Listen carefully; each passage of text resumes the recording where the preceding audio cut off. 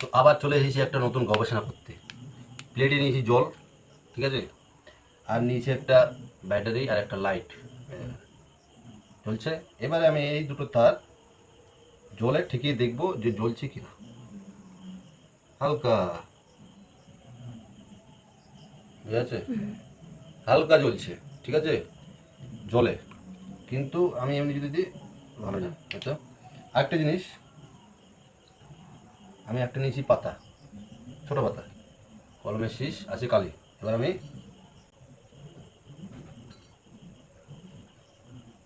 কালিটা দিয়ে জলের মধ্যে ছেড়ে দেবো। পাতাটা নৌকার মতো যাচ্ছিল, এটা জন্য আটকে গেল। বড় থালা নিলে ভালো হতো।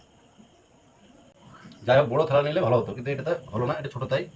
কিন্তু এটা নৌকার মতো ছুটবে, ঠিক আছে। যদি ভালো লাগে আমার ভিডিও, সাবস্ক্রাইব অবশ্যই করবেন।